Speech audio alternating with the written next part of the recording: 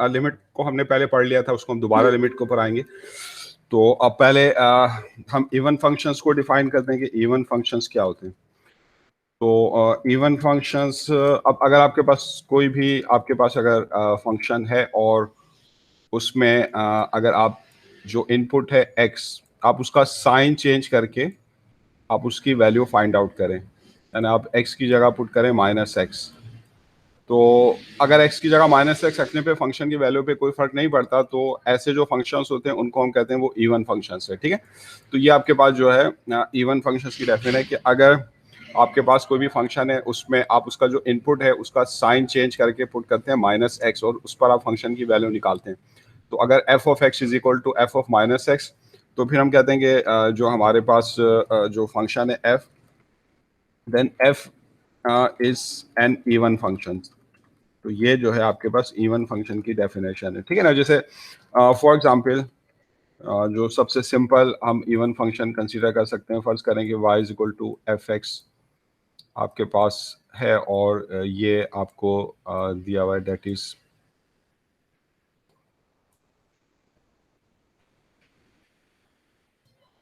F X आपके पास है एक्स स्क्वायर। ठीक है, तो ये सिंपल सा आपके पास इवन फंक्शन है। तो अब अगर आप इसमें x की जगह -x पुट करते हैं और फिर आप देखते हैं कि जो फंक्शन है उसमें क्या चेंज आती है। तो अगर आप x की जगह -x रखेंगे, ठीक है, तो ये -x और आपने रखा है और फिर आपने इसका स्क्वायर लिया है, तो that will be equal to x square.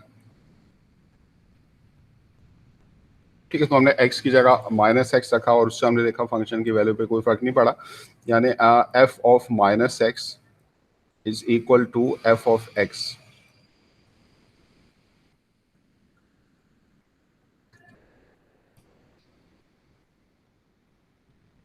तो f of -x is equal to F x. तो ये जो आपके पास फंक्शन है f, ये आपके पास जो इवन फंक्शन है। सो f is an even function.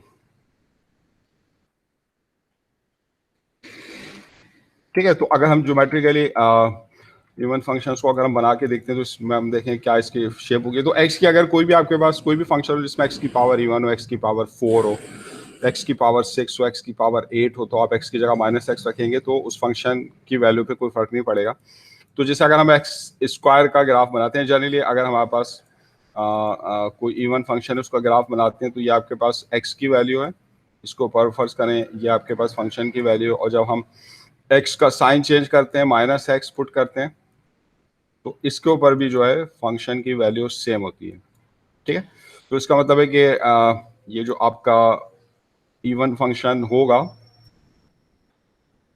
That will be symmetrical about y axis, क्योंकि इसमें F x and F minus x की वैल्यू सेम है। तो y एक्सिस जो है वो इस फंक्शन की सिमेट्री होगी। तो ये ज्योमेट्रिकल प्रॉपर्टी इवन फंक्शन में कि जो इवन फंक्शंस होते हैं they are symmetrical about y axis. तो even function is symmetrical about y axis. y axis के ये सिमेट्रिकल होते हैं। तो y एक्सिस जो इनकी एक्सिस ऑफ सिमेट्री होती है, यानी y एक्सिस इनके लिए जो मिरर के तौर पे काम करता है कि इस y एक्सिस के दोनों अतराफ जो इसके पार्ट होंगे वो एक दूसरे का मिरर इमेज होंगे। ठीक है, तो ये तो आपने पहले टाइप के फंक्शन देखे, इवन फंक्शंस क्या होते हैं। अच्छा, फिर उसके बाद हम ऑड फंक्शंस को स्टडी करते हैं। इसी तरह हमारे पास जो ऑड फंक्शन है, तो ऑड फंक्शंस क्या होता है अब हम इनको समझते हैं। तो ऑड फंक्शन, तो अब अगर ऐसा हो कि आप कोई आपके पास फंक्शन है उसमें अगर आप जो है उसके इनपुट का साइन चेंज करके उसकी वैल्यू निकालते हैं, यानी x की जगह आप -x पुट करते हैं, तो उसके ऊपर ये हो कि सिर्फ फंक्शन की वैल्यू का साइन चेंज हो जाए, यानी that is equal to minus of F X. Even function में तो कोई चेंज नहीं होती, ऑड फंक्शन में ये है कि सिर्फ साइन चेंज हो। तो अगर ऐसा है कि f of -x is equal to minus of F X, फिर हम कहते हैं f जो है वो ऑड फंक्शन है, then f is odd function। ठीक है ना, तो जैसे फॉर एग्जांपल अगर हम इसकी एग्जांपल लें, सिंपल सा जो ऑड फंक्शन है आपके पास वो है एक्स क्यूब। तो अगर आपके पास एफ एक्स जो है वो एक्स क्यूब है और आप जो है x की जगह आप माइनस एक्स पुट करते हैं और फिर आप देखते हैं कि जो फंक्शन है उसमें क्या चेंज आती है। तो अगर आप x की जगह माइनस एक्स पुट करें माइनस एक्स का होल क्यूब, तो ये जो है आपके पास ये हो जाएगा माइनस एक्स क्यूब। तो एक्स क्यूब था, हमने एक्स की जगह माइनस एक्स रखा, तो क्या फर्क पड़ा, सिर्फ फंक्शन का साइन चेंज हुआ ना, ठीक है ना। ये आपके पास एक्स क्यूब है, तो इस तरह जो एफ ऑफ माइनस एक्स है आपके पास, that is equal to minus of F x. तो एफ जो है आपके पास वो ऑड फंक्शन है। तो so f is odd function. जो ऑड फंक्शन है उसमें सिर्फ साइन चेंज हो जाता है। तो अगर हम इसकी अब ज्योमेट्री अगर हम बनाते हैं, तो ये अगर मेरे पास जो है आपके पास इसका मैं अगर ग्राफ बनाता हूँ ऑड फंक्शन का, तो ये आपके पास ऑड फंक्शन है। तो जब एक्स है तो इसके ऊपर फर्ज करें फंक्शन की वैल्यू आपके पास जो है वो ये है, ठीक है ना, ये फंक्शन की वैल्यू। और जब हम एक्स को साइन चेंज करके पुट करते हैं, तो ऑड फंक्शन में क्या होता है आपके पास के सिर्फ जो आपके पास वैल्यू होती है उसका साइन चेंज हो जाता है। यानी अगर एफ ऑफ एक्स अबव है तो साइन चेंज हो जाएगा, तो ये बिलो होगा, ठीक है ना। तो इस तरह ये जो आपके पास ऑड फंक्शन होता है, ये आपके पास क्या होता है, that is symmetrical about origin. ये इसके अंदर ज्योमेट्रिकल प्रॉपर्टी होती है। तो जो ऑड फंक्शन होते हैं ये सिमेट्रिकल अबाउट ओरिजिन होते हैं, ये इनमें सिमेट्री पाई जाती है। Odd function is symmetrical about origin, ठीक है। तो अब जैसे एक और हम एग्जाम्पल लेते हैं। अब जैसे फर्ज करें कि मेरे पास जो है ये फंक्शन है F X is equal to 1 minus 2x,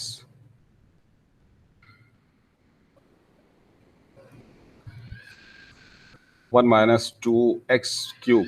तो अब मुझे चेक करना है ये ऑड फंक्शन है या इवन फंक्शन है। तो इसमें मैं जो इनपुट है x, उसका मैं साइन चेंज करके देखता हूँ कि फंक्शन में क्या चेंज प्रोड्यूस होती है। तो अगर मैं x की जगह माइनस एक्स रखूँ, तो ये 1 माइनस 2 इंटू एक्स की जगह हम रखें माइनस एक्स और उसका क्यूब, ठीक है। तो 1 माइनस, अब ये माइनस एक्स का जो क्यूब है वो आपके पास होगा माइनस एक्स क्यूब, और ये आपके पास माइनस माइनस हो जाएगा प्लस 2x क्यूब। तो अब हम देख रहे हैं कि फंक्शन में चेंज तो प्रोड्यूस हुई है, लेकिन क्या ये माइनस ऑफ एफ एक्स है। अगर हम माइनस ऑफ एफ एक्स निकालें, यानी हम अगर जो फंक्शन है हम अगर उसका नेगेटिव मालूम करें, यानी minus of 1 minus 2x cube,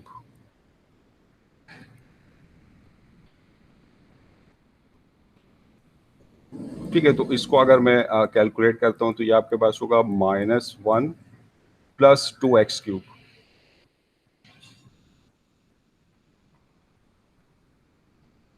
plus 2x cube,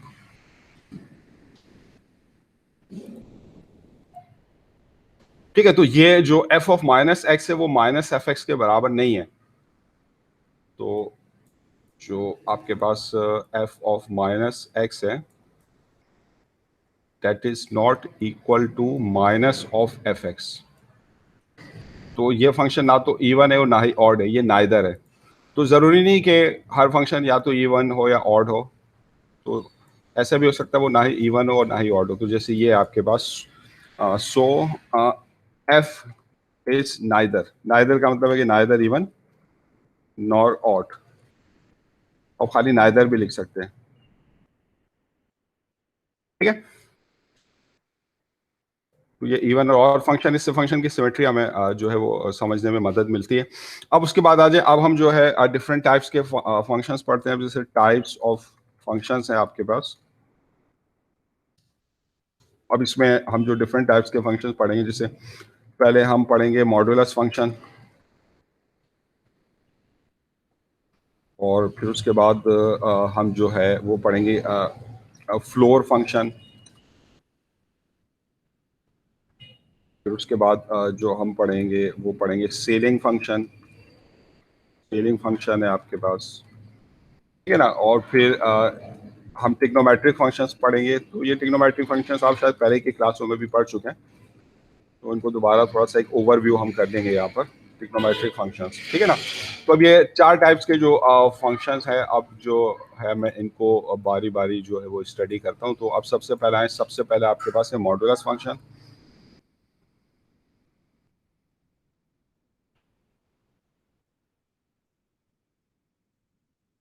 modulus function है, इसको हम एब्सोल्यूट वैल्यू फंक्शन भी कहते हैं। इट्स एब्सोल्यूट वैल्यू फंक्शन, ठीक है। तो मॉडुलस फंक्शन जो है हम इसको किस तरह डिफाइन करते हैं। तो बाज़ बात हम सिर्फ किसी भी नंबर की एब्सोल्यूट वैल्यू में इंटरेस्टेड होते हैं, तो उसके लिए हम मॉडुलस फंक्शन यूज करते हैं। तो ये मॉडुलस फंक्शन की डेफिनेशन है कि जो मॉडुलस ऑफ एक्स है, इसको पढ़ते हैं मॉडुलस ऑफ एक्स, तो that is equal to x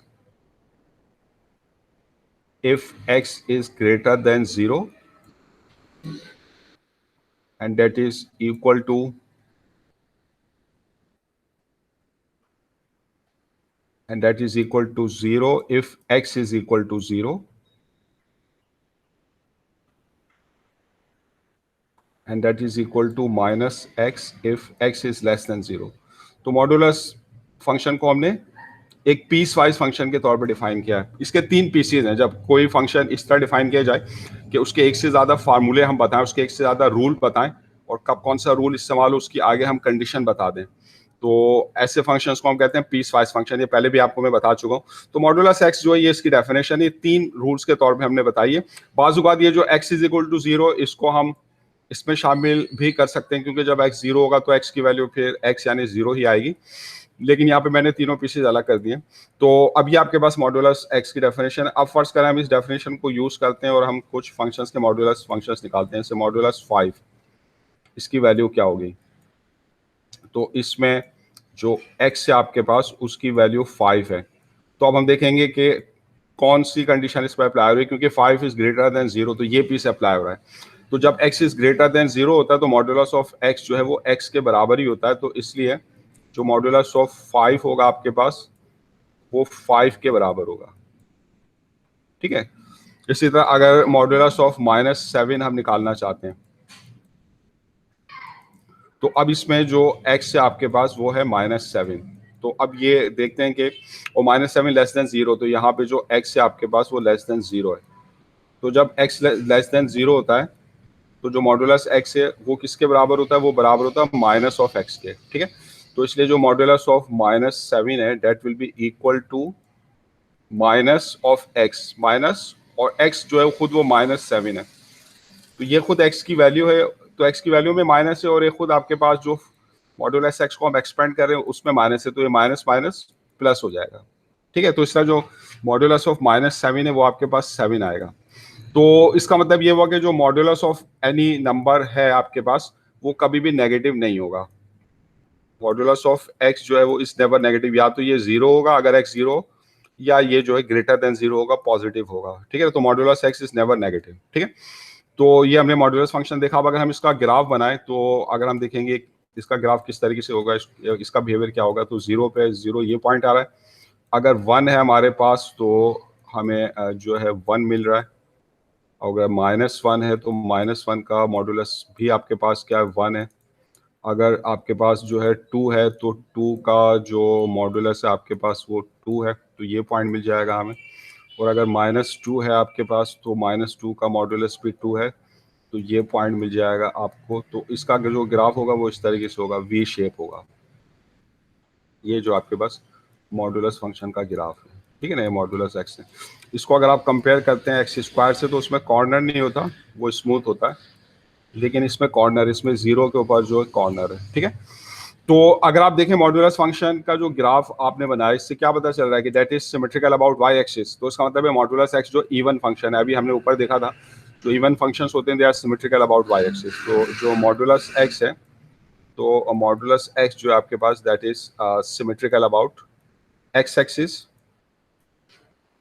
is symmetrical about x axis,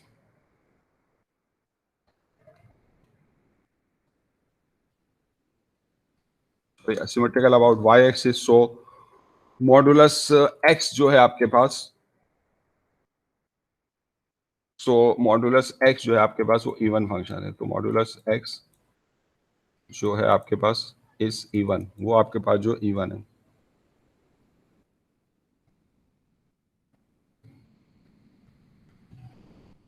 even function. ठीक है, तो ये तो मॉडुलस एक्स को हमने डिफाइन कर दिया और उसके हमने देखी वैल्यूज किस तरह निकालेंगे और उसका ग्राफ किस तरह होगा। अब हम आते हैं दूसरे फंक्शन पे। दूसरा आपके पास फंक्शन है फ्लोर फंक्शन। फ्लोर फंक्शन या इसको जो हम ग्रेटेस्ट इंटीजर फंक्शन भी कहते हैं, ग्रेटेस्ट इंटीजर फंक्शन। तो ग्रेटेस्ट इंटीजर फंक्शन आपके पास क्या होता है? तो इसका जो सिंबल होता है आपके पास ये होता है फ्लोर। तो ये फ्लोर है, तो नीचे ये हॉरिजॉन्टल लाइन है, तो ये है फ्लोर ऑफ एक्स। तो फ्लोर ऑफ एक्स जो है that is equal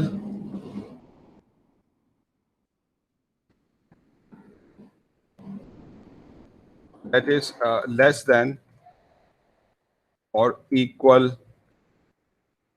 to the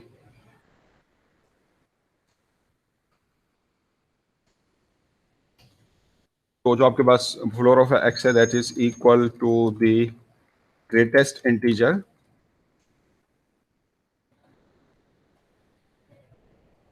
greatest integer which is equal to or less than x। तो ये जो आपके पास ग्रेटेस्ट इंटीजर फंक्शन की डिफाइन है, यानी फ्लोर ऑफ एक्स जो होगा वो आपके पास उस ग्रेटेस्ट इंटीजर के बराबर होगा जो या तो आपके नंबर एक्स के बराबर हो या इससे लेस हो। ठीक है ना। अब जैसे फॉर एग्जांपल आपके पास 3.4 है, 3.4 का फ्लोर फंक्शन क्या होगा? तो अब ये जो आपके पास 3.4 है, अगर आप देखें तो ये मुख्तलिफ जो इंटीजर्स है आपके पास, जैसे 1 और 2, 1 2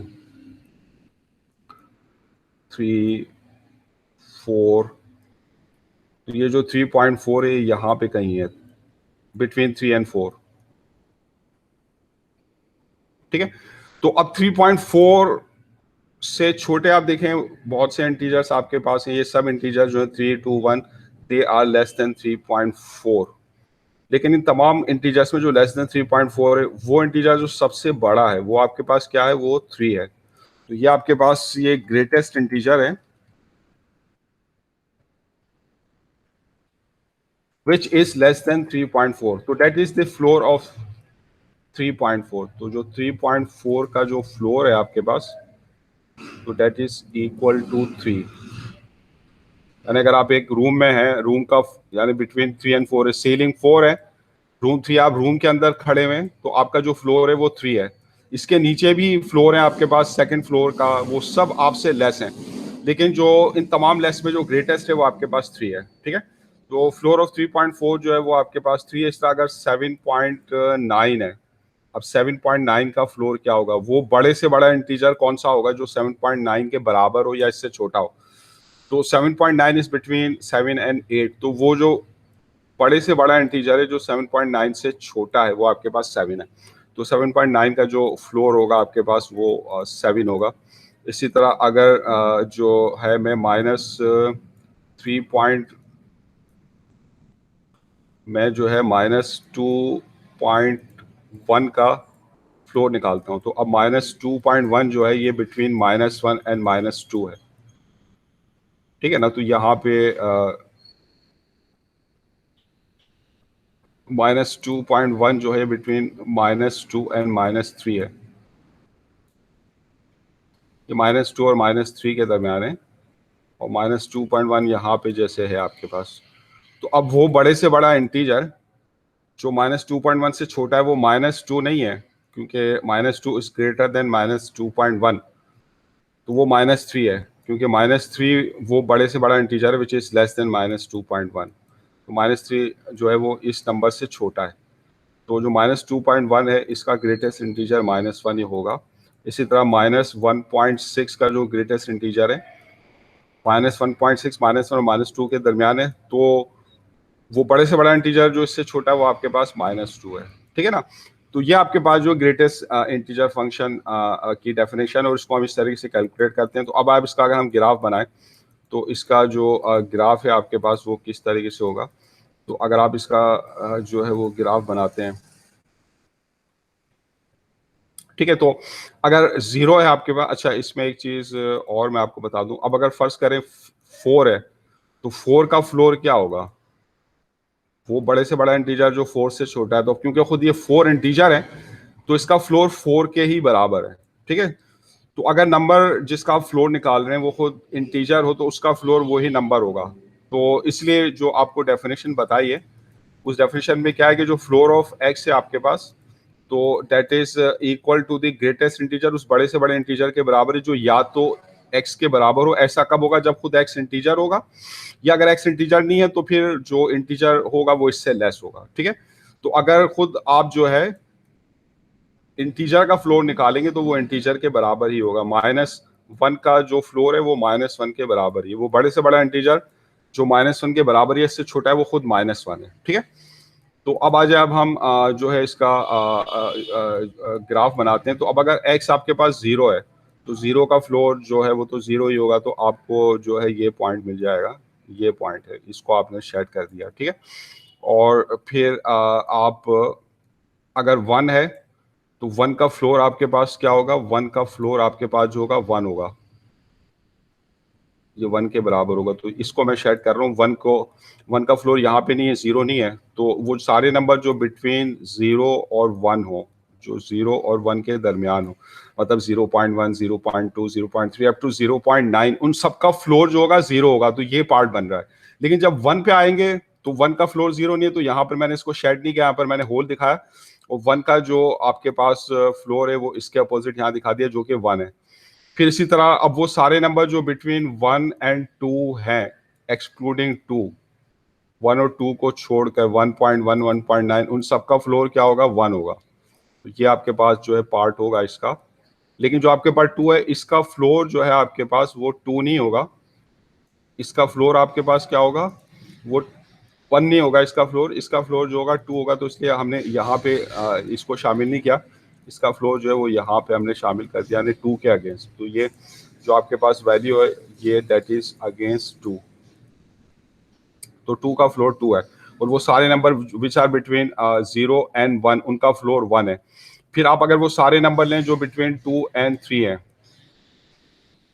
2 से 2.9 तक जितने भी हैं, तो उन सबका फ्लोर जो होगा वो 2 होगा, 2.7 का 2, 2.3 का 2।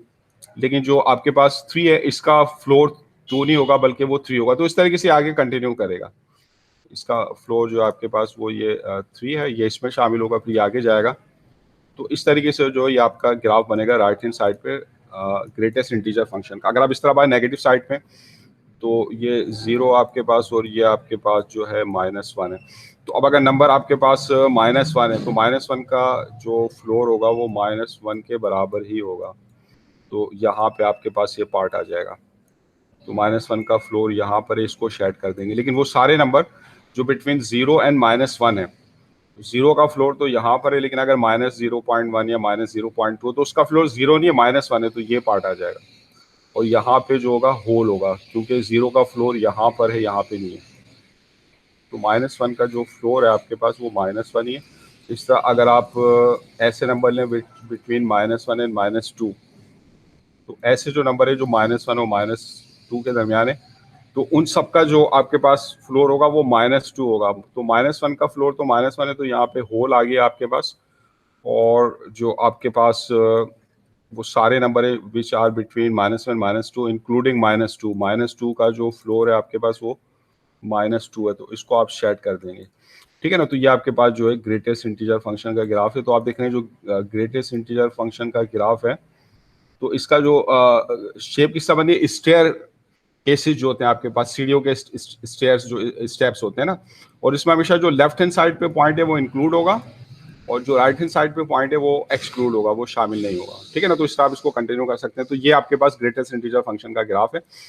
तो अब जिस तरह हम ग्रेटेस्ट इंटीजर फंक्शन को डिफाइन करते हैं, तो इसी तरीके से अब तीसरा इसका हमारे पास सीलिंग फंक्शन है, अब हम उसको डिफाइन करते हैं। अगर आप इसको समझ गए तो उसको समझने में आपको कोई मुश्किल नहीं होगी। तो सीलिंग फंक्शन आपके पास, इसको जो है स्मॉलेस्ट इंटीजर फंक्शन भी कहते हैं हम। तो ये आपके पास जो है स्मॉलेस्ट इंटीजर फंक्शन है।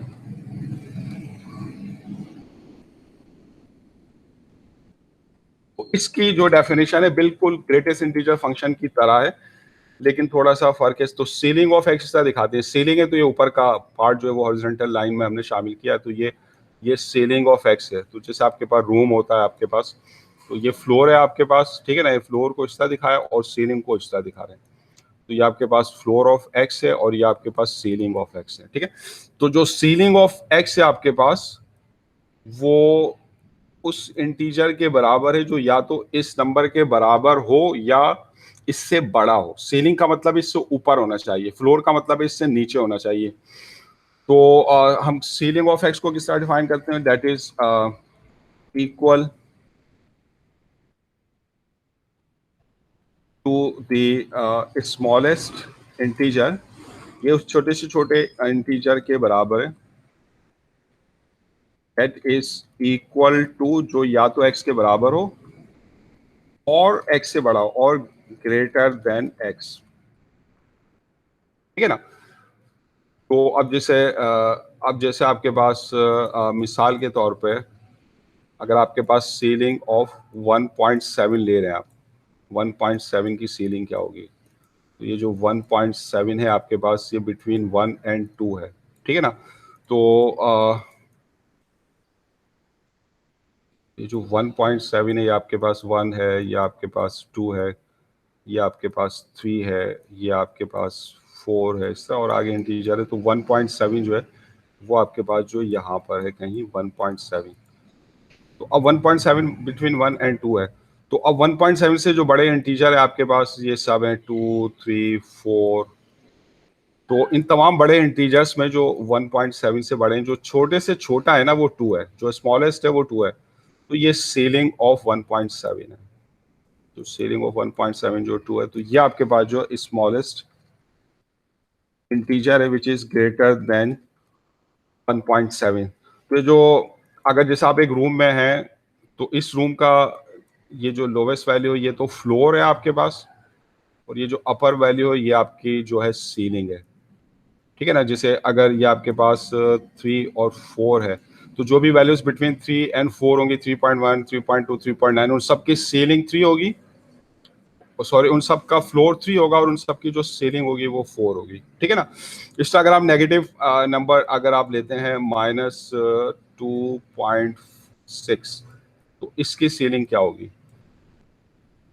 तो अब -2.6 जो है डेट इज बिटवीन -2 and -3।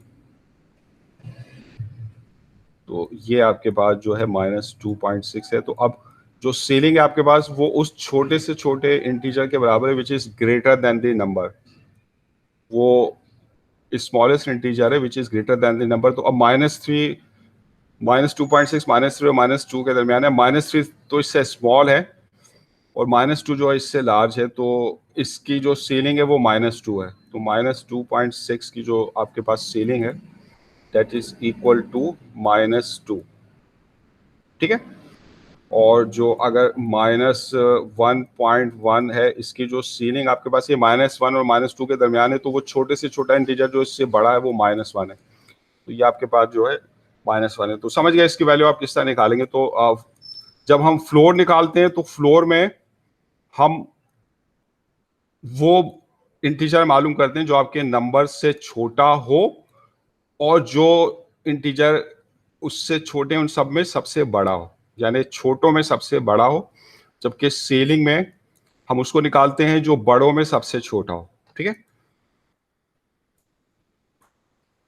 तो जो आपके पास अगर ये आपके पास अगर इंटीजर्स हैं जिनको आप फ्लोर से रिप्रेजेंट कर रहे हैं, ठीक है ना। तो अब अगर आप फर्ज करें, अब अगर आप यहां पर हैं, इन दो इंटीजर्स के दरमियान है, तो अब इससे नीचे जितने भी हैं वो सब आपसे छोटे हैं, ठीक है ना। तो उन छोटों में जो सबसे बड़ा है वो आपका फ्लोर है। तो ये जो है ये आपके फ्लोर की वैल्यू है, इसी तरह आपसे ऊपर बहुत सारे फ्लोर हैं, वो सब आपसे बड़े हैं। उन सारे बड़े फ्लोर्स में जो सबसे छोटा है ना, वो आपकी सीलिंग है। ये जो है आपकी सीलिंग है, ठीक है ना। तो अब जिस तरह आपने greatest integer function floor function का ग्राफ बनाया था, तो अब आप अगर इसकी डेफिनेशन समझ गए सीलिंग फंक्शन की, तो ये मैं काम आपको दे रहा हूँ, आप खुद सीलिंग फंक्शन का ग्राफ बनाएं। जिस तरीके से ये आपके पास फ्लोर फंक्शन का ग्राफ है, तो उसी को समझते हुए आप सीलिंग फंक्शन का ग्राफ बनाएं। तो सीलिंग फंक्शन की डेफिनेशन को ध्यान में रखें और फिर आप इसका ग्राफ खुद बनाइएगा, ठीक है। तो अब आ जाए, इसके बाद जो हम जो फोर्थ टाइप के फंक्शंस पढ़ेंगे वो ट्रिग्नोमेट्रिक फंक्शंस पढ़ेंगे। तो ट्रिग्नोमेट्रिक फंक्शंस जो हैं वो आप पहले पढ़ चुके हैं। ट्रिग्नोमेट्रिक फंक्शन जो वो क्या होते हैं, तो ट्रिग्नोमेट्रिक फंक्शन जो है वो हम एक राइट ट्रायंगल के लिए डिफाइन करते हैं। ये एक राइट ट्रायंगल है और ये आपके पास एंगल जो है थीटा। तो राइट ट्रायंगल की दो साइड होती हैं, आपको पता है। एक ये जो थीटा के एडजेसेंट साइड है ये आपके पास बेस है, और थीटा की जो अपोजिट साइड है ये आपके पास परपेंडिकुलर है, और ये जो लार्जेस्ट साइड है ये हाइपोटेन्यूज है। तो अब ये जो राइट ट्रायंगल हम बना रहे हैं, तो इसमें तीनों साइड्स की जो रेशोज होती हैं उनका इन्हिसार सिर्फ थीटा की वैल्यू पर होता है, वो सिर्फ थीटा पर डिपेंड करती हैं, वो कांस्टेंट रहती है। जैसे अगर ये आपके पास एंगल थीटा है, तो अब आप किसी भी साइज की आप ट्रायंगल ले लें, किसी भी साइज की राइट ट्रायंगल, तो साइड्स जो हैं उनकी लेंथ तो चेंज होंगी अगर आप ट्रायंगल का साइज चेंज करेंगे, लेकिन जो रेशोज होंगी बिटवीन डिफरेंट साइज वो चेंज नहीं होंगी, वो सिर्फ थीटा पे डिपेंड करेंगी। हाँ, वो उस वक्त चेंज हो जाएंगी जब आप खुद एंगल चेंज करते हैं। अगर आप एंगल चेंज कर देंगे तो फिर रेशोज चेंज हो जाएंगी। तो किसी भी फिक्स थीटा के लिए जो राइट ट्रायंगल है उसकी डिफरेंट साइड्स के दरमियान जो रेशोज है वो कांस्टेंट रहती हैं। इन रेशोज को हम ट्रिग्नोमेट्रिक फंक्शंस कहते हैं। तो ये आपको पता है ये कौन कौन से हैं। कॉस थीटा है आपके पास, कॉस थीटा, इसको हम किस तरह डिफाइन करते हैं, ये आपके पास होता है base upon hypotenuse. Sine theta आपके पास, तो ये आपके पास क्या होता है, ये परपेंडिकुलर अपॉन हाइपोटेन्यूज होता है। तो परपेंडिकुलर और हाइपोटेन्यूज की जो कांस्टेंट रेशियो है फॉर ए फिक्स थीटा, उसको हम साइन थीटा कहते हैं। उसी तरह फिर टेन थीटा है, टेंजेंट थीटा। तो जो टेंजेंट थीटा ये आपके पास परपेंडिकुलर और बेस की रेशियो होती है। तो टेन थीटा आपके पास क्या है, परपेंडिकुलर अपॉन बेस, ठीक है। अच्छा, और फिर हम जो इनके रेसिप्रोकल रेशियोज भी डिफाइन करते हैं, जैसे कॉस थीटा का रेसिप्रोकल जो है वो सेक थीटा है। तो cos theta base upon hypotenuse, तो ये hypotenuse upon base. Sine theta का रेसिप्रोकल है कॉसेक थीटा, तो ये आपके पास होता है हाइपोटेनस अपॉन परपेंडिकुलर।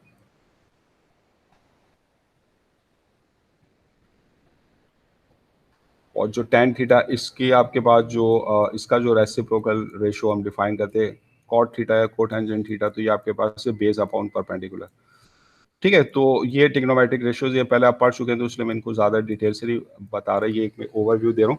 तो इसमें जो बेसिक ट्रिग्नोमेट्रिक फंक्शंस है ना, बेसिक ट्रिग्नोमेट्रिक फंक्शंस का मतलब है कि बाकी सारे ट्रिग्नोमेट्रिक फंक्शन जो है आप उनकी मदद से डिफाइन कर सकते हैं। तो वो साइन थीटा और कॉस थीटा है। तो पीएफएस है ट्रिग्नोमेट्रिक फंक्शन। तो साइन थीटा और कॉस थीटा ये बेसिक ट्रिग्नोमेट्रिक फंक्शन है, क्योंकि हर ट्रिग्नोमेट्रिक फंक्शन जो है can be define in terms of sine theta and cos theta.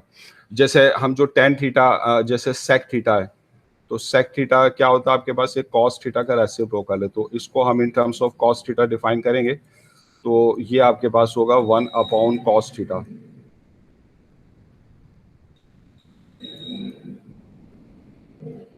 ठीक है। इसी तरह जो कोसेक थीटा है, इसको अगर हम डिफाइन करते हैं तो ये रेसिप्रोकल है साइन थीटा का। तो जो कोसेक थीटा आपके पास that is equal to cosec theta is equal to 1 upon sine theta,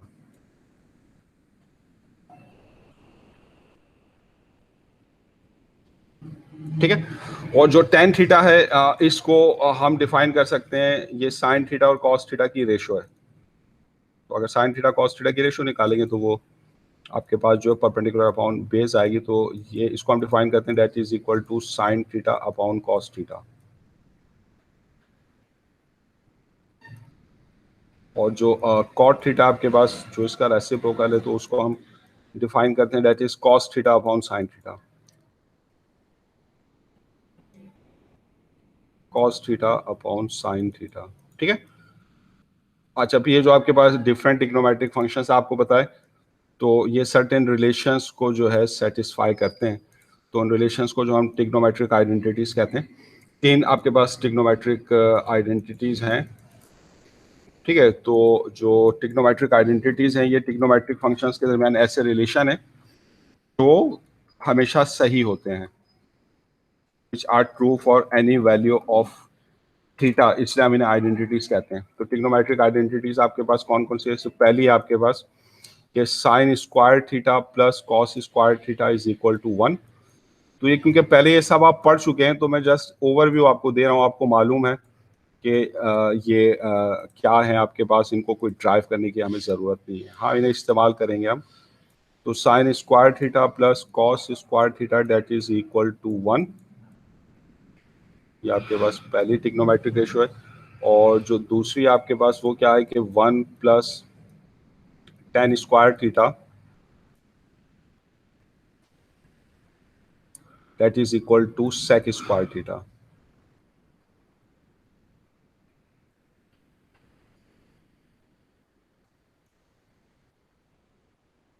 और जो तीसरा आपके पास वो है 1 प्लस कॉट स्क्वायर थीटा,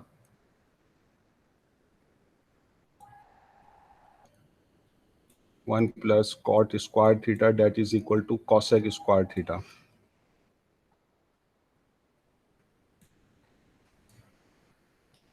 ठीक है, तो ये आपके पास जो है तीन ट्रिग्नोमेट्रिक रेशियोज हैं। तो आगे जब हम डेरिवेटिव पढ़ेंगे तो उनमें इसकी लिमिट्स में भी इनकी ज़रूरत पड़ेगी। ठीक है ना, तो ये ट्रिग्नोमेट्रिक फंक्शंस आपके पास। अच्छा, ट्रिग्नोमेट्रिक फंक्शंस में जो हम एंगल यूज़ करते हैं तो वो हम रेडियन मेजरमेंट उसको नापते हैं। तो जो एंगल आपके पास है थीटा, उसको हम नापते हैं रेडियन में। तो रेडियन आपके पास क्या होता है, एक रेडियन एंगल कितना होता है? तो हम एंगल्स को डिफाइन करने के लिए जो है एक सर्किल लेते हैं। ये सर्किल का सेंटर है आपके पास। तो अब जैसे अगर आप इस सर्किल के ऊपर मूव करते हैं तो ये मूव करके आप कोई डिस्टेंस कवर करते हैं सर्किल के ऊपर, जो कि जिसको हम आर्क कहते हैं। ये आपके पास आर्क है और इस आर्क ने जो सेंटर पे एंगल बना रहा है, जो इसका सेंट्रल एंगल है, वो आपके पास थीटा है। ठीक है ना, और ये जो सर्किल है ये इसका रेडियस है। ठीक है, तो तीन चीज आपके पास, एक तो आर्क लेंथ है आपके पास जिसको हम एस से डिनोट करते हैं। तो इस एस क्या है? ये आर्क की लेंथ है जो सर्किल के ऊपर बन रही है।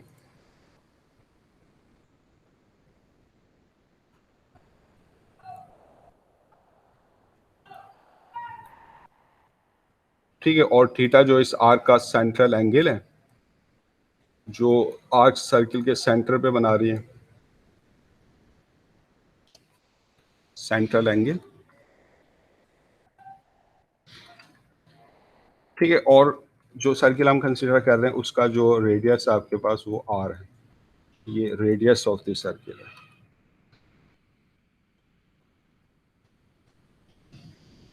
ठीक है, तो जो आर्क लेंथ है और जो उसका सेंट्रल एंगल है, उसमें सिंपल सा रिलेशन है कि अगर ये आपके पास सर्किल है तो अगर आर्क छोटी होगी तो उसका सेंट्रल एंगल छोटा होगा, अगर आर्क बड़ी होगी तो उसका सेंट्रल एंगल जो होगा वो बड़ा होगा। तो ये जो आर्क लेंथ है एस, ये सेंट्रल एंगल के डायरेक्टली प्रोपोर्शनल होगी। जितनी ज़्यादा सेंट्रल एंगल होगा उतनी ही बड़ी आर्क लेंथ होगी, या जितने बड़ी आर्क लेंथ होगी सेंट्रल एंगल उतना ही बड़ा होगा। तो ये रिलेशन है कि जो आर्क लेंथ है that is directly proportional to its central angle. तो यहाँ पे अगर हम साइन ऑफ प्रोपोर्शन को रिमूव करेंगे तो राइट हैंड साइड पर इक्वल टू और राइट हैंड साइड पर एक कांस्टेंट आएगा। तो यहाँ पर ये जो कांस्टेंट है ना, ये आपके पास क्या है? सर्किल का रेडियस है। तो इस तरह हमें ये फार्मूला मिल रहा है कि arc length is equal to radius into central angle theta. ठीक है, तो यहाँ से जो है हम वन रेडियन एंगल को डिफाइन करते हैं। तो डेफिनेशन ऑफ वन रेडियन, तो वन रेडियन एंगल कितना होता है?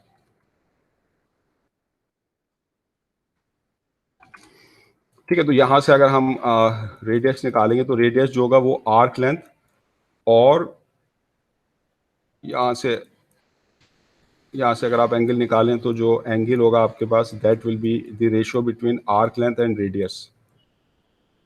तो हम आर्क लेंथ और रेडियस की रेशियो लेकर जो है एंगल को डिफाइन करते हैं, ठीक है। तो अब अगर मेरे पास जो हो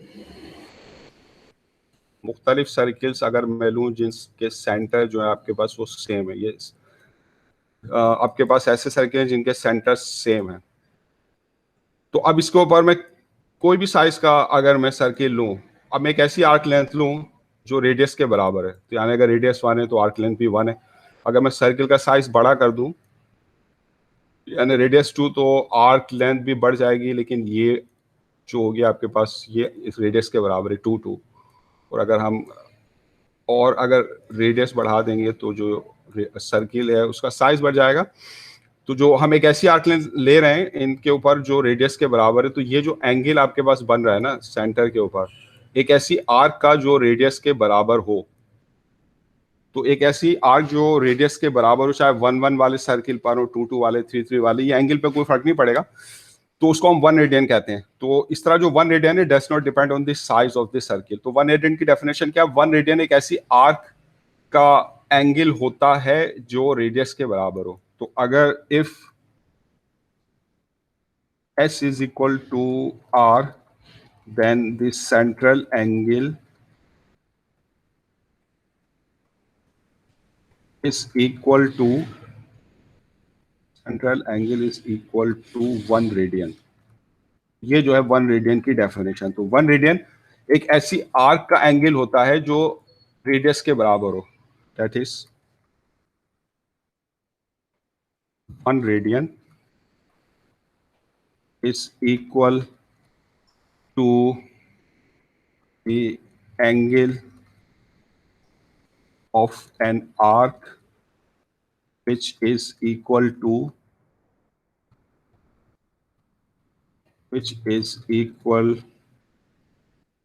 the radius। ठीक है, तो अब हमें पता है, ये भी आपने पीछे ये चीज़ें आप पढ़ चुके होंगे कि जो आपके पास एक हाफ सर्किल होता है इसमें 180 डिग्री होते हैं, और 180 डिग्री किसके बराबर होते हैं? पाई रेडियन के बराबर होते हैं। तो ये डिग्री मेजरमेंट में और रेडियन मेजरमेंट में रिलेशनशिप होती है। एक पूरे कंप्लीट सर्किल में 360 डिग्री होते हैं। तो ये रिलेशन हमें पता है कि जो 180 डिग्री आपके पास,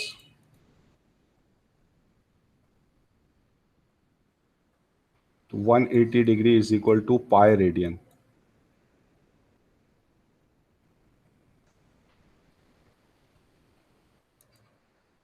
तो हम आमतौर पे जो रेडियन मेजरमेंट है उसको पाई की फॉर्म में लिखते हैं। अब अगर 180 डिग्री पाई रेडियन है तो अगर 30 डिग्री आप लिखेंगे तो ये 180 को आप 60 से डिवाइड करेंगे, 6 से डिवाइड करेंगे तो 30 होगा।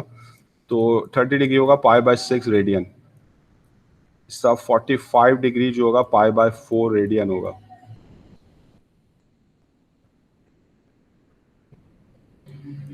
ये रेडियन अंडरस्टूड होता है, अगर नहीं भी लिखे तो अंडरस्टूड है। इसका 60 डिग्री जो होगा वो होगा पाई बाय 3 रेडियन, और जो 90 डिग्री आपके पास वो है पाई बाय 2 रेडियन। ठीक है ना, तो ये हम जो है एंगल को रेडियन मेजरमेंट में नापेंगे। ठीक है, अब आ जाएं, अब यहाँ तक तो ये आपने सारे चीज़ें जो पढ़ी हैं। अब आ जाएं दोबारा लिमिट के ऊपर। लिमिट ऑफ ए फंक्शन जो हम पहले पढ़ चुके हैं, तो लिमिट ऑफ ए फंक्शन जो मैं डिफाइन कर चुका हूँ। तो किसी फंक्शन की जो लिमिट है आपके पास, वो दोबारा मैं थोड़ा सा एक्सप्लेन कर देता हूँ। पीछे हम जैसे ये फंक्शन लिया था कि एफ एक्स जो है that is equal to x square minus 4 and divided by x minus 2।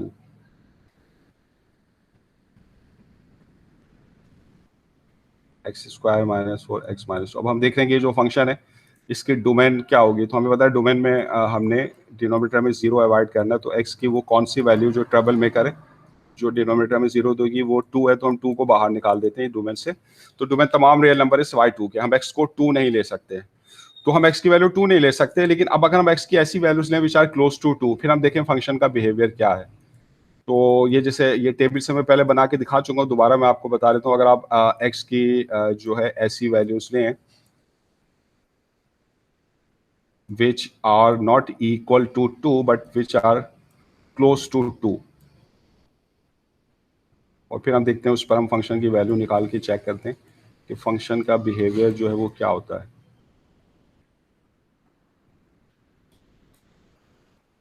ठीक है, तो अब अगर x में 2 नहीं ले रहा तो 2 से थोड़ी स्लाइटली वैल्यू ज़्यादा ले रहे हैं, जैसे 2.01, तो फंक्शन की वैल्यू उस पर निकालेंगे। आप फंक्शन के फॉर्मूले में पुट करके चेक कर सकते हैं, आएगी 4.01। अगर x में लूँ 2.001 तो fx होगा 4.001।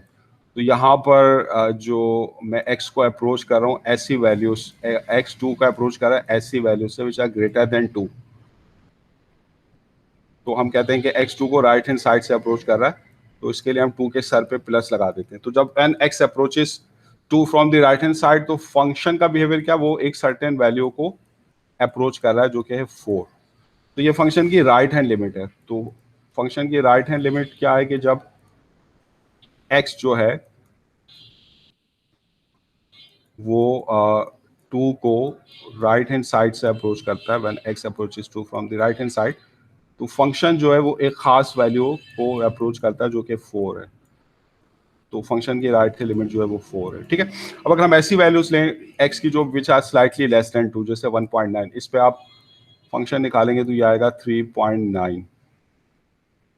और अगर आप और क्लोज कर दें वैल्यू 2 के 1.99, तो फंक्शन की वैल्यू और क्लोज हो जाएगी 4 के 3.99। तो यहाँ पर जो x है वो 2 को जिन वैल्यूज से अप्रोच कर रहा है which are slightly less than 2, x is less than 2, ये x की वैल्यूज हैं। तो यहाँ पे हम कहेंगे x2 को लेफ्ट हैंड साइड से अप्रोच कर रहा है, तो उसको इस तरह दिखाते हैं, x approaches two from the left hand side. ठीक है, तो जब x2 को लेफ्ट हैंड साइड से अप्रोच कर रहा है तो फंक्शन 4 को लेफ्ट हैंड साइड से अप्रोच कर रहा है, तो फंक्शन की जो लेफ्ट हैंड लिमिट है वो भी 4 है। ये जो लेफ्ट हैंड लिमिट है आपके पास फंक्शन की LHL, तो इसमें हम क्या दिखाएंगे, जब x2 को लेफ्ट हैंड साइड से अप्रोच करता है, 2 के सर पे हम माइनस लिख के बता देते हैं कि x2 को लेफ्ट हैंड साइड से अप्रोच कर रहा है, तो फंक्शन जो है वो 4 को अप्रोच करता है। तो फंक्शन की लेफ्ट हैंड लिमिट जो है 4 है। तो अब ये मैंने राइट हैंड लिमिट और लेफ्ट हैंड लिमिट को डिफाइन किया, मैंने फंक्शन की लिमिट को डिफाइन नहीं किया। ठीक है, फंक्शन की लिमिट को अब मैं लेफ्ट हैंड लिमिट और राइट हैंड लिमिट की मदद से जो है वो डिफाइन करता हूँ। ठीक है, तो जब x2 को राइट हैंड साइड से अप्रोच करता है तो फंक्शन 4 को, फंक्शन की राइट हैंड लिमिट 4 है और लेफ्ट हैंड लिमिट 4 है। तो अगर फंक्शन की राइट हैंड लिमिट और लेफ्ट हैंड लिमिट बराबर हो तो फिर हम कहते हैं कि फंक्शन की उस पॉइंट पर लिमिट एग्जिस्ट करती है और वो उस कॉमन वैल्यू के बराबर है। ठीक है ना, तो यहाँ पर हम देख रहे हैं कि 2 के ऊपर फंक्शन की राइट हैंड लिमिट और लेफ्ट हैंड लिमिट बराबर है, तो इसका मतलब है कि 2 के ऊपर फंक्शन की लिमिट एग्जिस्ट करती है। तो as right hand limit at 2 is equal to left hand limit at 2, तो फिर हम कहेंगे so limit of f at x is equal to 2 exist, वो एग्जिस्ट करती है एंड दैट इज, और वो किसके बराबर है, वो इस कॉमन वैल्यू के बराबर है, राइट हैंड लिमिट और लेफ्ट हैंड लिमिट की। तो इसको फिर हम इस तरह लिखेंगे, limit when x approaches 2 of fx is equal to 4। ठीक है, तो फंक्शन की जो लिमिट है उसकी डेफिनेशन डिपेंड करती है राइट हैंड लिमिट और लेफ्ट हैंड लिमिट पे। तो किसी फंक्शन की लिमिट को हम किस तरह डिफाइन करते हैं कि किसी पॉइंट पे फंक्शन की जो लिमिट है वो मालूम करने के लिए हम देखते हैं क्या उस पॉइंट पे फंक्शन की राइट हैंड लिमिट है, लेफ्ट हैंड लिमिट है। अगर उस पॉइंट पे फंक्शन की राइट हैंड लिमिट हो, लेफ्ट हैंड लिमिट हो और दे आर इक्वल, और अगर वो बराबर हो, तो फिर हम कहते हैं उस पॉइंट पे फंक्शन की लिमिट मौजूद है और वो उस कॉमन वैल्यू के बराबर है। ठीक है ना, तो ये जो है लिमिट की डेफिनेशन होती है आपके पास। तो मैं इसको दोबारा बता देता हूँ, जो डेफिनेशन है आपके पास लिमिट की, वो आपके पास क्या है कि the limit if the right hand limit and left hand limit of a function f at some value of x, उसको आप कह लें a कह लें, at x is equal to a are equal,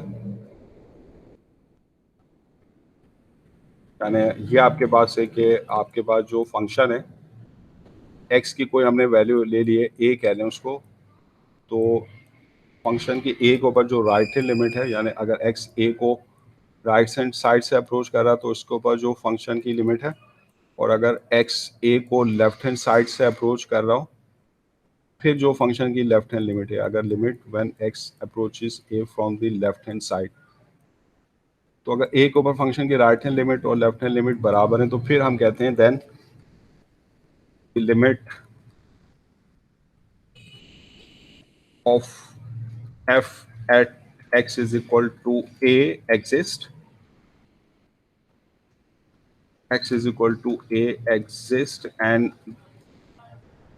it is equal to the common value.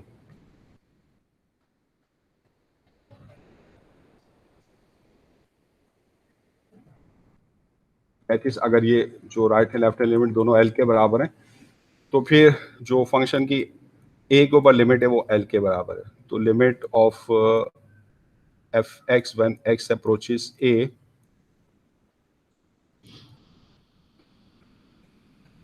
Is equal to the common value L. ठीक है ना, तो ये जो है फंक्शन की लिमिट की डेफिनेशन है। तो फंक्शन की लिमिट किसी पॉइंट के ऊपर कब एग्जिस्ट करती है, जब पहली बात कि उस पॉइंट के ऊपर जो है आपके पास राइट हैंड लिमिट एग्जिस्ट करती हो,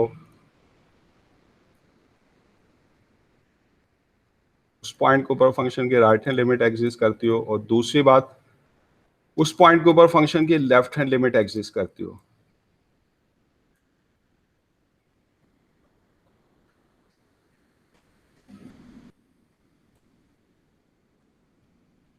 और तीसरी जो इंपॉर्टेंट बात है, ये दोनों लिमिट्स बराबर हो सकता है ये एग्जिस्ट करती हो बराबर ना हो।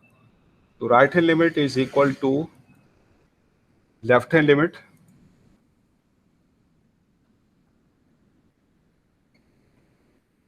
Right hand limit is equal to left hand limit. तो अगर ये तीनों कंडीशंस पूरी होती हैं तो फिर हम कहेंगे कि फंक्शन की जो लिमिट है वो उस पॉइंट पर एग्जिस्ट करती है। Then limit of f exist and that is equal to the common value. ठीक है, and is equal to the common value of right hand and left hand limit. ठीक है, तो ये आपके पास जो है किसी फंक्शन के किसी पॉइंट के ऊपर लिमिट एग्जिस्ट करने की स्कीम है। ठीक है ना, तो अब कितने तरीकों से जो है लिमिट एग्जिस्ट नहीं करेगी, कितने तरीकों से? तो एक तरीका तो आपके पास ये है कि आपकी जो है वो राइट हैंड लिमिट जो है वो एग्जिस्ट नहीं करती हो, right hand limit L, right hand limit does not exist, ये एग्जिस्ट नहीं करती। तो अगर राइट हैंड लिमिट एग्जिस्ट नहीं करती तो जो फंक्शन की लिमिट है वो एग्जिस्ट नहीं करेगी। ठीक है, एक तरीका तो ये हो गया आपके पास जिससे राइट हैंड जिससे फंक्शन की लिमिट एग्जिस्ट नहीं करेगी। दूसरा तरीका क्या हो जाएगा? दूसरा तरीका ये है कि फंक्शन की राइट हैंड लिमिट तो एग्जिस्ट करती है लेकिन लेफ्ट हैंड लिमिट एग्जिस्ट नहीं करती, तो फिर फंक्शन की जो लिमिट है वो एग्जिस्ट नहीं करेगी। तो ये एक दूसरा तरीका है जिस के जरिए जो फंक्शन की लिमिट एग्जिस्ट नहीं करेगी। और तीसरा तरीका आपके पास क्या है? तीसरा तरीका आपके पास ये है कि राइट हैंड लिमिट भी एग्जिस्ट करती हो, राइट हैंड लिमिट भी एग्जिस्ट करती हो आपके पास, लेफ्ट हैंड लिमिट भी एग्जिस्ट करती हो, दोनों की डेफिनेट वैल्यूज मौजूद हो लेकिन दे आर नॉट इक्वल, ये बराबर ना हो। Right hand limit is not equal to left hand limit, तो फिर इस सूरत में भी जो है फंक्शन की लिमिट जो है वो एग्जिस्ट नहीं करेगी। ठीक है ना, तो फंक्शन की लिमिट सिर्फ उसी वक्त एग्जिस्ट करेगी जब ये तीनों शराइत पूरी हो। कौन कौन सी शराइत है? कि राइट हैंड लिमिट भी मौजूद हो, लेफ्ट हैंड लिमिट भी मौजूद हो एंड दे आर इक्वल, तो उसी सूरत में फंक्शन की लिमिट जो होगी वो उस पॉइंट पर एग्जिस्ट करेगी। ठीक है, तो अब मतलब किन सिचुएशंस में फंक्शन की लिमिट जो है वो एग्जिस्ट नहीं करेगी? तो जैसे अब मिसाल के तौर पे आपके पास अगर फर्ज करें कि ये आपके पास जो है फंक्शन है एफ एक्स 1/x,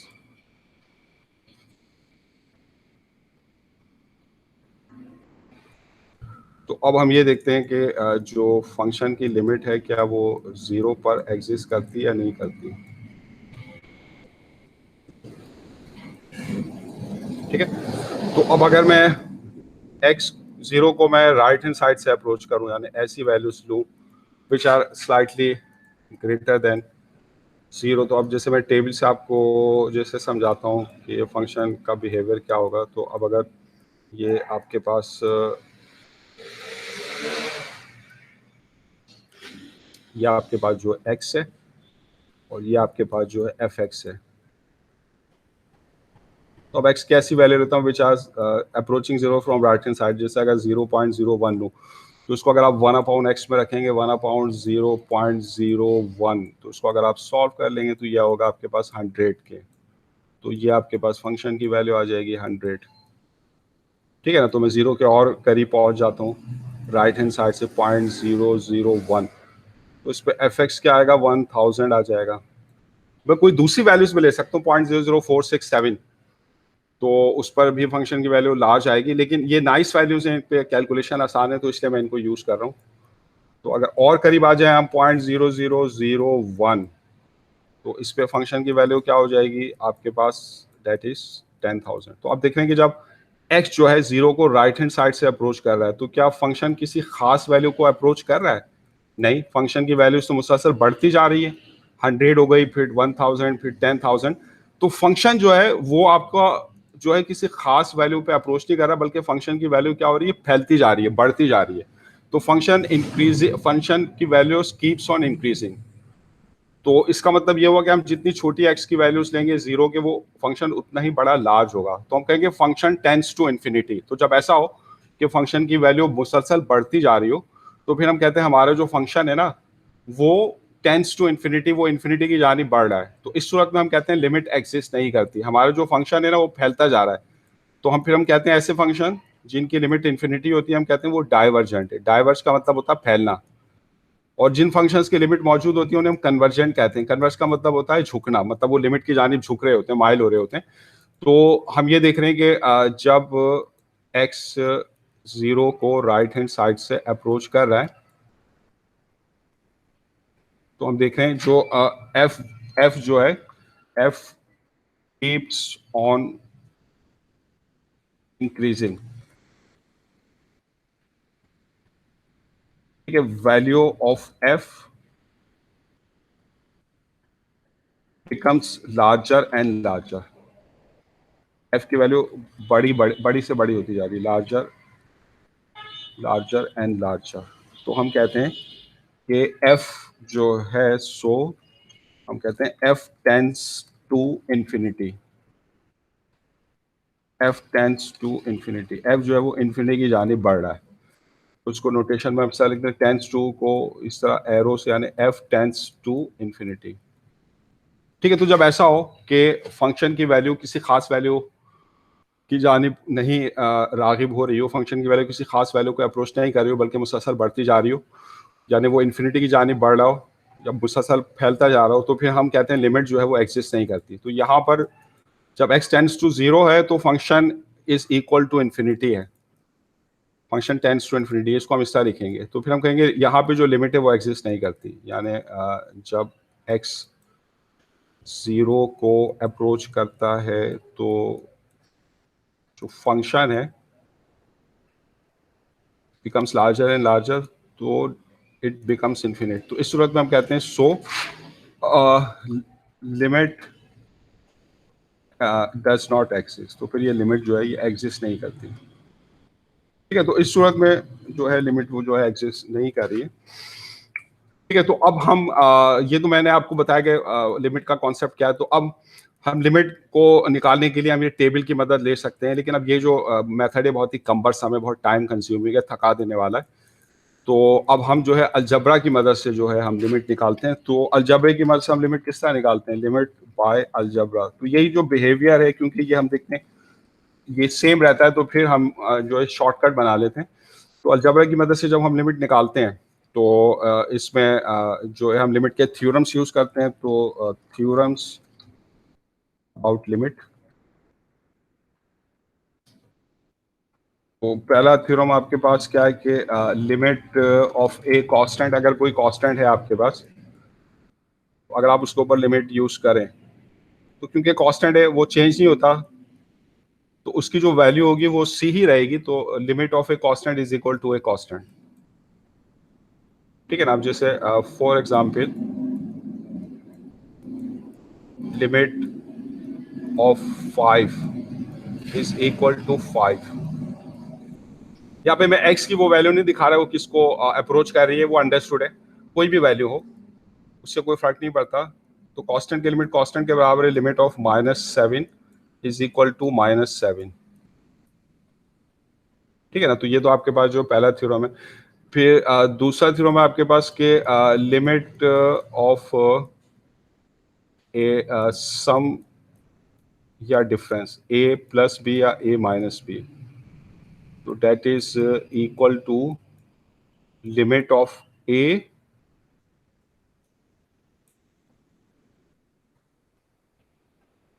प्लस और माइनस लिमिट ऑफ b। तो अगर आपके पास कोई सम है, आपने उसकी लिमिट लेनी है, तो आप लिमिट को जो है उस सम की टर्म्स के ऊपर डिस्ट्रीब्यूट कर सकते हैं। ठीक है। तो आपके पास जो limit of a plus b है that is equal to limit of a plus limit of b, इसका limit of a minus b है that will be equal to limit of a minus limit of b। ठीक है। तो ये दूसरा theorem है आपके पास लिमिट का। तो हम कैलकुलेशन के दौरान जो है वो टेबल बना के यूज नहीं करेंगे, अभी अलजबरा की मदद से ये थ्योरम्स यूज करके हम लिमिट निकालेंगे। इस तरह limit of a product, limit of a b, तो that is equal to the product of limits, तो that is equal to limit of a into limit of b. ठीक है। तो जो आपके पास एक प्रोडक्ट की लिमिट लिमिट के प्रोडक्ट के बराबर होती है, यानी limit of a into b बराबर है limit of a into limit of b. ठीक है। तो ये जो है आपके पास ये दूसरा थ्योरम है आपके पास कि एक प्रोडक्ट की जो लिमिट है, यानी limit of a product a into b that is equal to limit of a into limit of B.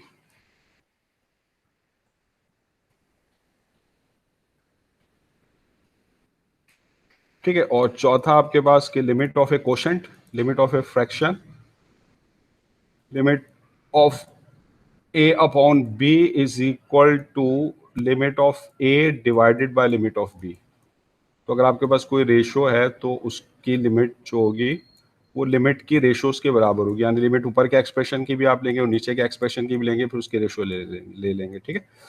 तो ये आपके पास जो है फोर्थ थ्योरम है। फिफ्थ है आपके पास कि अगर आपके पास कोई एक्सप्रेशन है, उसकी कोई पावर p है, उसकी a की पावर p, इसकी आप लिमिट ले रहे हैं, तो that is equal to the power of the limit, limit of power is equal to power of the limit that is equal to limit of a, और इसकी आप पावर p ले लें।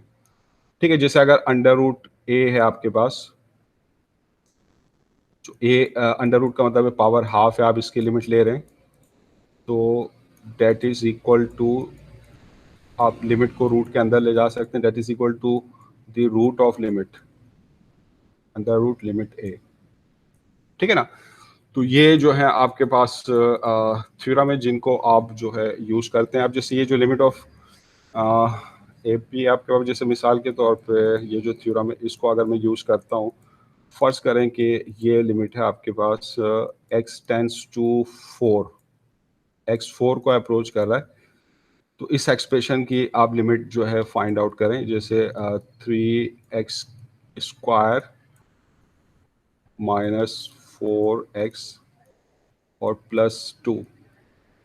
ठीक है। तो अब इस पर हम ये थ्योरम की प्रॉपर्टी यूज करते हैं कि सम या डिफरेंस के लिमिट लिमिट के डिफरेंस के बराबर होती है, लिमिट सबके ऊपर डिस्ट्रीब्यूट हो जाएगा। तो limit when x tends to 4, ये आप 3x स्क्वायर की लिमिट लेंगे। ठीक है। फिर -4x की लिमिट लेंगे।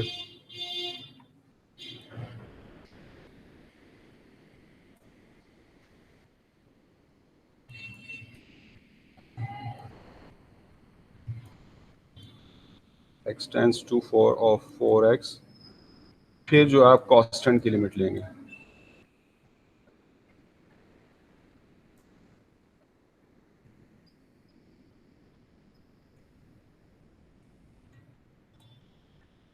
ठीक है।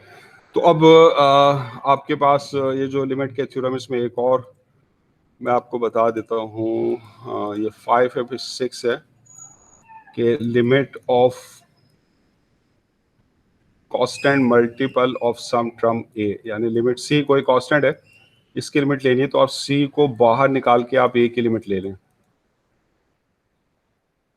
ठीक है, इससे लिमिट ऑफ 4 है बराबर होगी 4 टाइम्स लिमिट ऑफ है। तो यहाँ पे थ्योरम लगाएं, ये 3 को आप बाहर निकाल सकते हैं एज इट इज, और ये एक्स की पावर 2 के ऊपर जो है आप लिमिट यूज कर सकते हैं। तो अब जब एक्स की पावर 2 पे लिमिट यूज करेंगे तो लिमिट ऑफ ए की पावर पी बराबर है लिमिट के, तो जस्ट इसमें जो अब एक्स की जो लिमिट है ना वो आप सब्सटीट्यूट कर दें, यानी एक्स की लिमिट पुट करके इसे सॉल्व कर लें। एक्स स्क्वायर है तो एक्स की लिमिट 4 पुट करके सॉल्व कर लिया।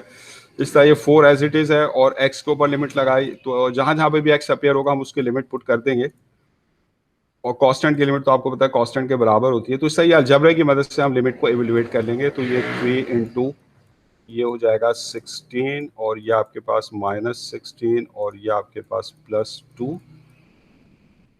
तो फिर आप जो है इसको आप जो है सॉल्व कर लेंगे। ये आपके पास 48 -16 +2 ये 14, तो ये आपके पास हो जाएगा 34। ठीक है। तो यहाँ पे मैंने इस स्टेप में क्या करें, लिमिट्स के थ्योरम यूज किए हैं, और लिमिट्स के थ्योरम यूज करके अलजेब्रा की मदद से लिमिट कैलकुलेट करी। तो हम इसको और शॉर्टकट कर सकते हैं कि हम जरूरी है कि हम सारे थ्योरम दिखाएं, यानी हर स्टेप दिखाएं। आप सिंपली जैसे अगर ये आपके पास 4x³ और +7 है, इस पूरा एक्सप्रेशन की आप लिमिट निकाल रहे हैं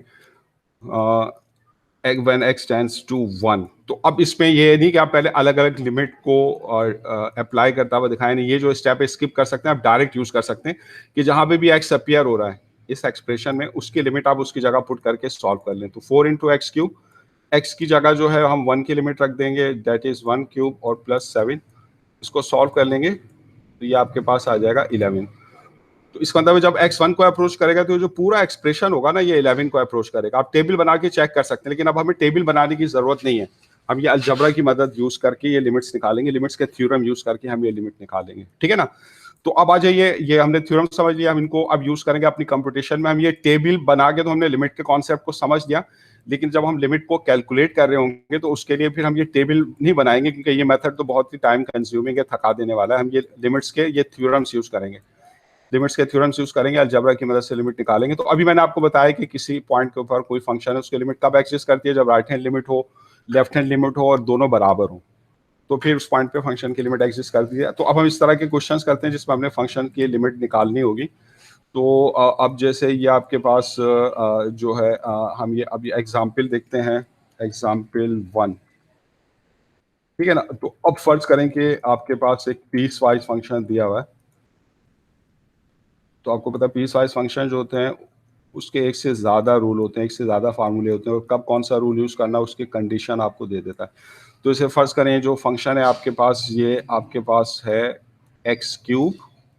ये फॉर्मूला आप उस वक्त लगाएंगे जब x की वैल्यू जो है 2 के बराबर हो या 2 से बड़ी हो, और जो फंक्शन की वैल्यू आपके पास है वो आपके पास है 3 + x। ये फॉर्मूला फंक्शन का उस वक्त यूज करेंगे जब x आपके पास <2 हो। ठीक है ना। तो ये हमने कंडीशन आगे बता दी कि कब कौन सा फॉर्मूला लगेगा। तो आपको पता है जो आपकी रियल लाइन होती है, तो जिस पर आप तमाम नंबर्स को दिखाते हैं, ये +∞ आपके पास और ये -∞ है। तो ये जो पूरी रियल लाइन है ना, ये x की वैल्यूज को अगर आप प्लॉट करें, यानी x की वैल्यू अगर आपके पास ये है 2, तो जब x 2 के बराबर हो और 2 से बड़ा हो, यानी ये पार्ट है, तो फिर फंक्शन का जो फार्मूला है वो इस पार्ट के लिए लगेगा x³। और अगर ये 2 से छोटी वैल्यूज हैं आपके पास <2, तो फिर फंक्शन का फार्मूला लगेगा 3 + x। ठीक है ना। तो ये जो पूरी कोई भी x की वैल्यू लेंगे आप डिसाइड कर सकते हैं कौन सा फार्मूला आप यूज करें। ठीक है। तो अब आ जाएं, अब जो है हम फंक्शन की पहले जो है राइट हैंड लिमिट हमने जो है ये मालूम करना है कि 2 के ऊपर फंक्शन की लिमिट क्या होगी, ये हमने फाइंड करना है। Find limit of f at 2, function की लिमिट निकालें 2 के ऊपर, यानी जब x 2 को अप्रोच कर रहा है तो फंक्शन की लिमिट क्या होगी, ये जो है हमने मालूम करना है। ठीक है। तो अब 2 के ऊपर लिमिट निकालने के लिए पहले मुझे 2 के ऊपर जो है राइट हैंड लिमिट निकालनी पड़ेगी। तो अब जब हम 2 के ऊपर राइट हैंड लिमिट निकालेंगे तो उसका मतलब है कि हम 2 को राइट हैंड साइड से अप्रोच करेंगे, यानी ऐसी x की वैल्यूज लेंगे which are slightly greater than 2। तो जब हम 2 को राइट हैंड साइड से अप्रोच करेंगे तो उसको हम इस तरह लिख रहे हैं कि x is approaching 2 from right hand side, 2 के ऊपर प्लस बना के, ठीक है ना। तो अब जब x ग्रेटर देन 2 है तो फंक्शन का फॉर्मूला क्या होगा? तो कौन सी कंडीशन फुलफिल हो रही है? ये वाली कंडीशन है यहाँ पर है, जब x इज ग्रेटर देन 2 है तो इसके लिए function f(x) is equal to x cube, ठीक है ना। तो जो हमारे पास f(x) है आपके पास वो है एक्स क्यूब। तो अब यहाँ से जो हम लिमिट निकालेंगे, तो अब आप लिमिट अप्लाई करें। तो अब हम लिमिट अप्लाई कर रहे हैं कि when x approaches 2 from right hand side, तो फंक्शन की लिमिट क्या है? तो ये जो फंक्शन है इसको हमें लिमिट अप्लाई कर रहे हैं। तो यहाँ पे मैं लिमिट अप्लाई कर देता हूँ।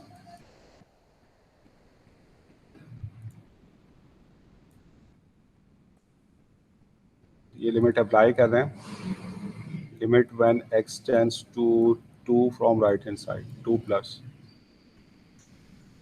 Of x cube. तो अब इसको जब हम थ्योरम्स की मदद से, अलजेब्रा की मदद से लिमिट कैलकुलेट करते हैं, तो सिंपली जहां पर भी एक्स अपियर हो रहा है ना, वहां पे आप एक्स की लिमिट रख दें 2, बगैर उसके सर के प्लस माइनस करके 2 क्यूब, तो आपके पास क्या हो जाएगा? 8 हो जाएगा। तो इसका मतलब है कि जब x 2 को अप्रोच करेगा फंक्शन 8 को अप्रोच करेगा। ये तो राइट हैंड लिमिट आ गई। तो अब आज आप लेफ्ट हैंड लिमिट हम निकालते हैं। तो अब जब हम लेफ्ट हैंड लिमिट निकालेंगे 2 पर, इसका मतलब है हम जो x की वैल्यू यूज करेंगे वो स्लाइटली लेस देन 2 होगी। तो इस सूरत में जो x होगा वो 2 को लेफ्ट हैंड साइड से अप्रोच करेगा। तो इस तरह लिखेंगे x tends to 2 from the left hand side, 2 के ऊपर माइनस बना के। तो जब x लेस देन 2 होगा तो f(x) का फॉर्मूला क्या होगा? तो जब x लेस देन 2 है तो f(x) का फॉर्मूला ये है, f(x) बराबर है 3 + x। तो हम ये फॉर्मूला यूज करेंगे f(x) के लिए। तो जो f(x) है आपके पास, दैट इज f(x) जो है आपके पास वो 3 + x है।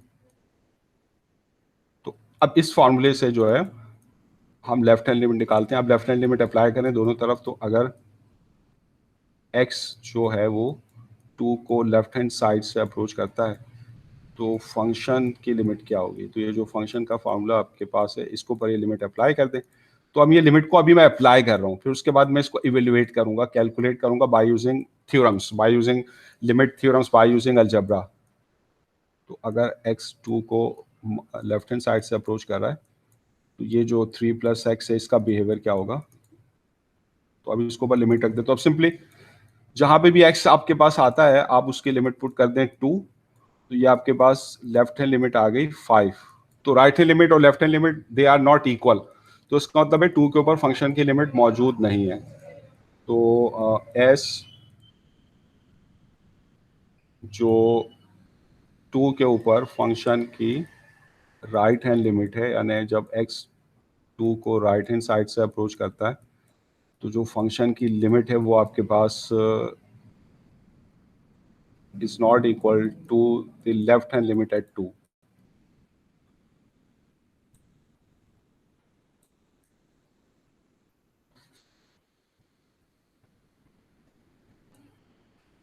तो क्योंकि राइट हैंड लिमिट है लेफ्ट हैंड लिमिट बराबर नहीं है, so limit at 2 does not exist. So limit of f(x) at 2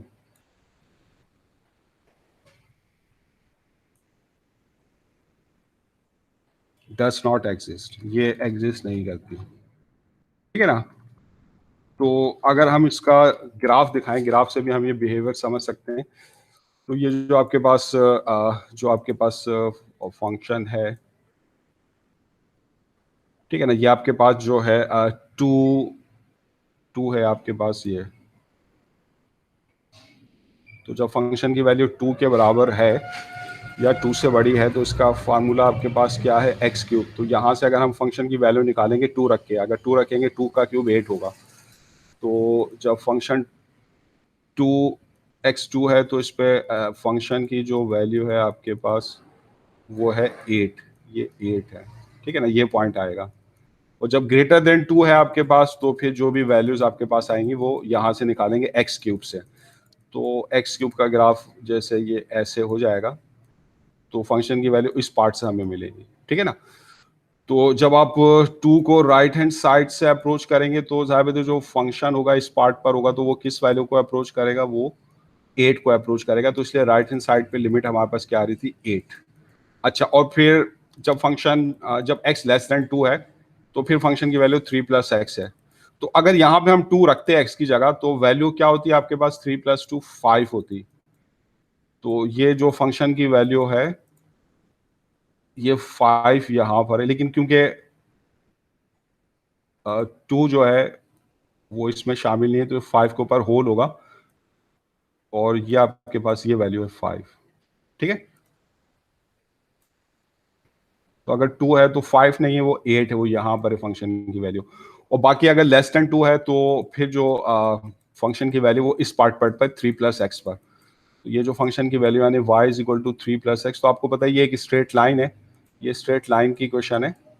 तो यहाँ से जो आप फंक्शन की या y की वैल्यू निकाल सकते हैं। फंक्शन को आप प्लॉट कर रहे हैं वर्टिकली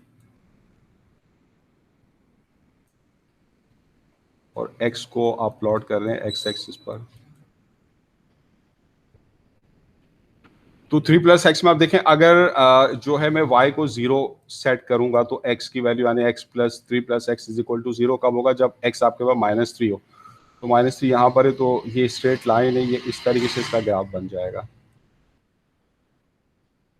ये जो वैल्यू जहाँ पे आपकी ये लाइन x एक्सिस को इंटरसेक्ट कर रही है वहां पे y 0 है, और किस पॉइंट पे कर रही है, -3 पर, ठीक है।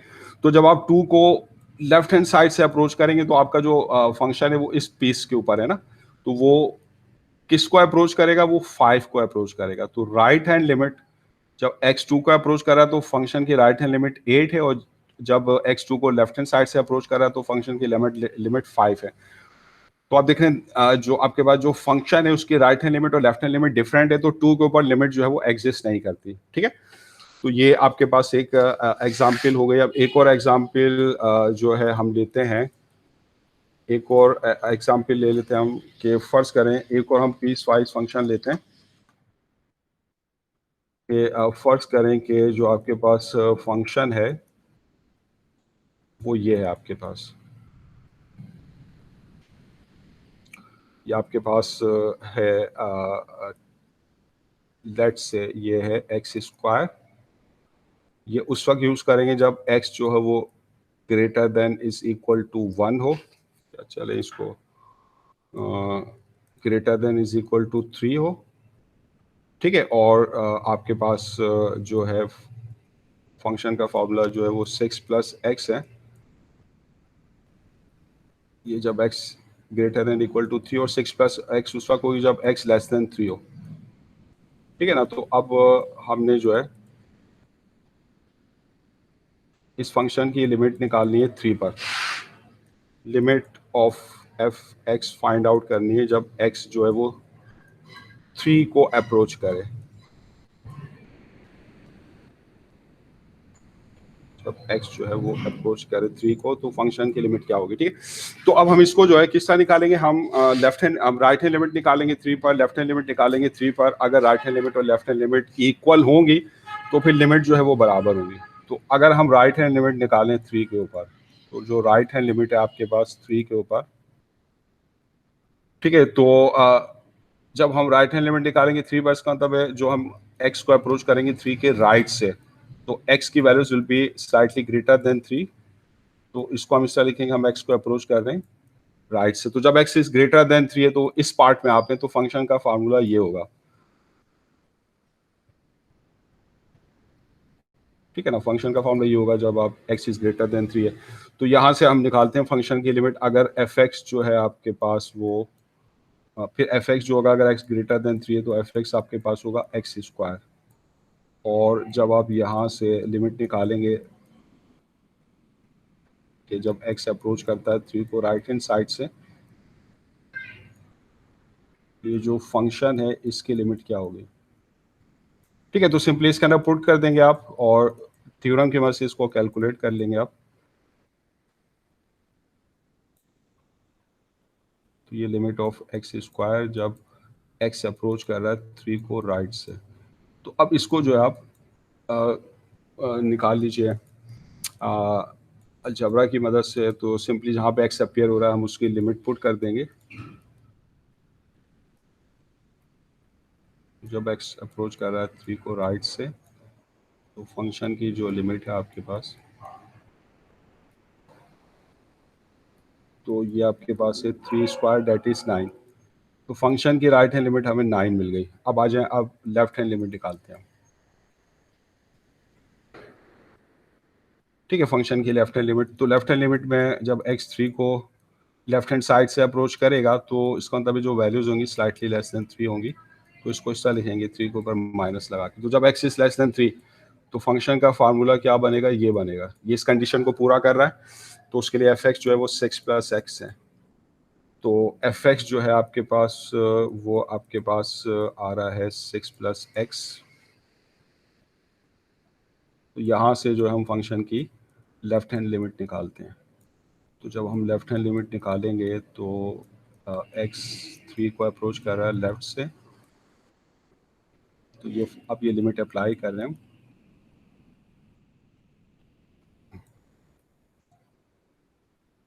लिमिट ऑफ 6 प्लस x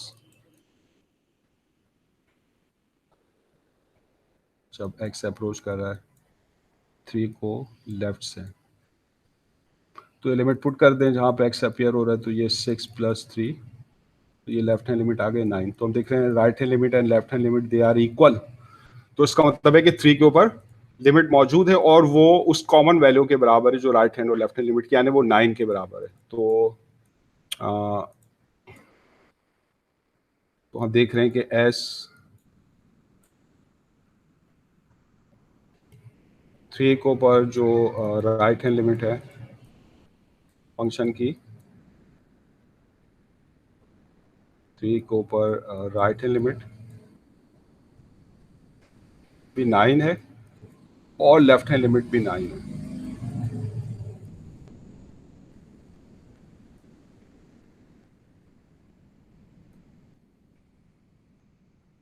तो right hand limit left hand limit are equal.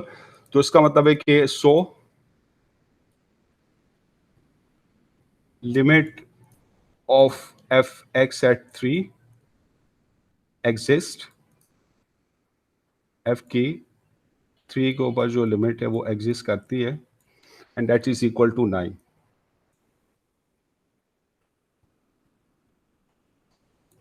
Exist and that is, और वो जो आपके पास वैल्यू है दैट इज इक्वल टू 9।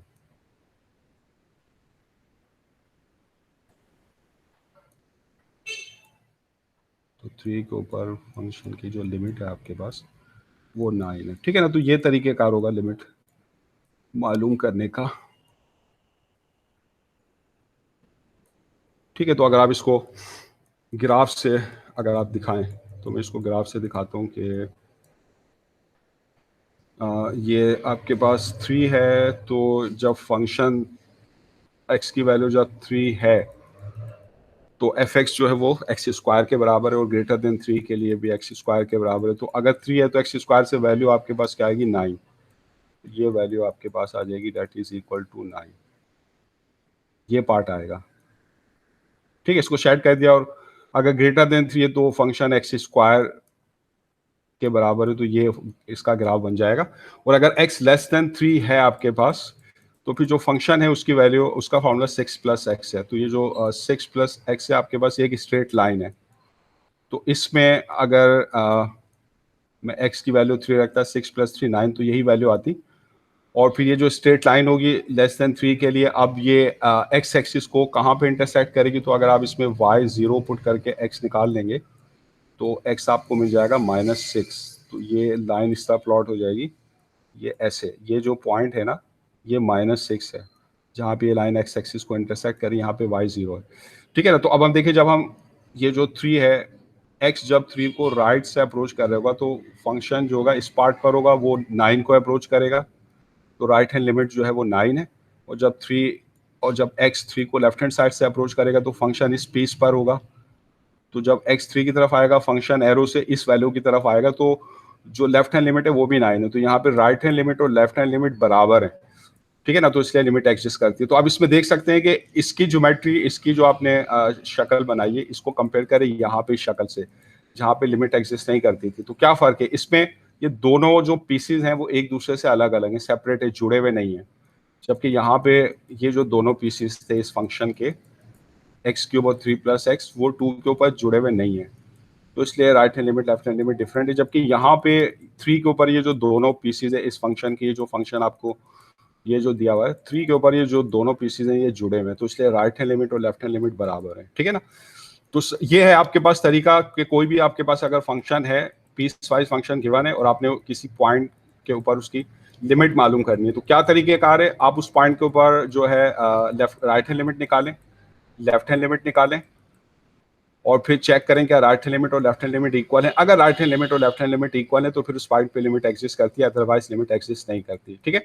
और जब आप लिमिट निकालेंगे तो फिर आप ये टेबल यूज नहीं करेंगे, आप जो है थ्योरम्स यूज करेंगे लिमिट्स के, और अलजबरा यूज करेंगे, अलजबरा की मदद से आप लिमिट निकालेंगे, ठीक है ना। तो यहाँ पे जो हमारी ये क्लास फिर ख़त्म हो गई है, तो फिर जो है यहाँ पर मैं ये क्लास को जो है ख़त्म करता हूँ। खुदा हाफिज़।